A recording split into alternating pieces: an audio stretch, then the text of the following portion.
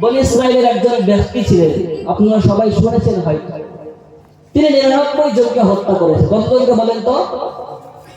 কতজনকে বলে? 99 জনকে হত্যা করার পরে তার দিমাগ নড়েছে, টনক মেরেছে।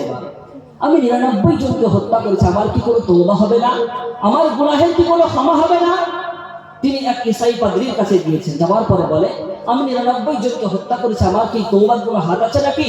পাদ্রী বলে, না, তোমার তওবার কোনো হাত নাই। ওই ব্যক্তি তখন সঙ্গে সঙ্গে তার গর্দানটাকে উড়িয়ে দিলেন এবং 100 করলেন, এবার 100 করলেন, যে আমার যখন তওবাই হবে না, তোমাকে বাঁচিয়ে রেখে কি লাভ? তাকেও মেরে দিলেন, 100 করলেন।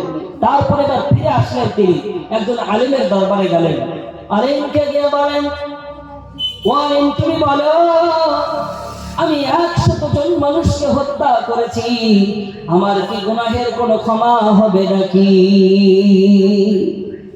আলেম এবার সুন্দর করে, ও নওজোয়ান, তুমি 100 কেন, এর চাইতেও তুমি হাজার হাজার মানুষকে যদি কতল করতে, আর তোমার গুনাহের পরিমাণ যদি এই পাহাড় সমান হয়ে যায়, আমার আল্লাহ পাক রব্বুল আলামিনের রহমতের সাগর নিয়ে তিনি বসে আছেন, তিনি তো রহমান, তিনি তো রহিম, তোমার সমস্ত গুনাহকে আল্লাহ পাক রব্বুল আলামিন ক্ষমা করতে পারেন, বলি সুবহানাল্লাহ। তুমি 100 গুণ খুন করেছো তো কি হয়েছে? তুমি এর চাইতেও যদি বেশি করতে, তোমার সমস্ত আল্লাহ পাক রব্বুল আলামিন ক্ষমা করে দিবেন, বলে সুবহানাল্লাহ।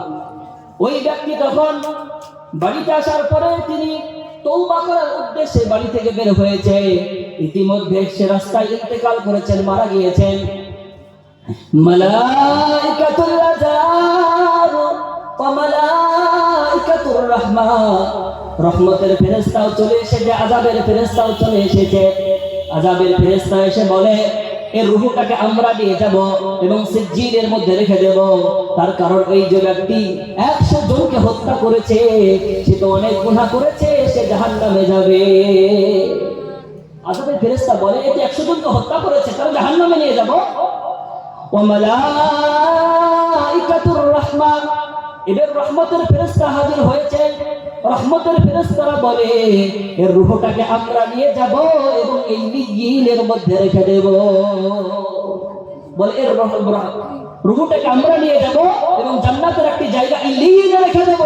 দুই ফেরেশতাই ঝগড়া, আযাবের ফেরেশতা, রহমতের ফেরেশতা।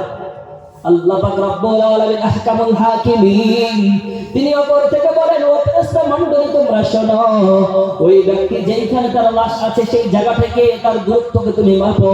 যে জায়গায় সে যাচ্ছিল, ভালো জায়গায় তওবার জন্য যাচ্ছিল, সেই জায়গাটাকে ফিতা দিয়ে মাপো। যদি তার দূরত্ব অনেক দূর হয়, তাহলে সে জাহান্নামে যাবে।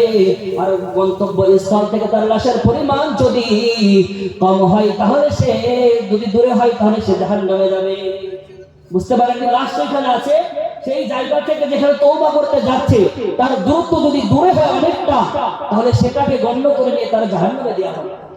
আর লাশ যেখানে আছে সেখান থেকে তওবা যেখানে করতে যাচ্ছে, তার দূরত্ব যদি কম হয়, তাহলে সে রহমতের ফেরেশতারা দিয়ে যাবে।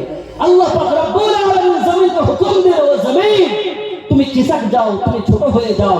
জমিন সঙ্গে সঙ্গে ছোট হয়ে গেল। ফেরেশতা মণ্ডলীরা দেখলো যেখানে তওবা করতে যাচ্ছিল তার স্থান কম হয়ে গিয়েছে। আল্লাহ পাক রব্বুল আলামিন ফয়সালা করে দিল, আমার বান্দাকে তুমি রহমতের ফেরেশতারা নিয়ে যাও, বলি সুবহানাল্লাহ। 100টার হত্যার চাইতে আপনি বড় গুনাহ করেছেন।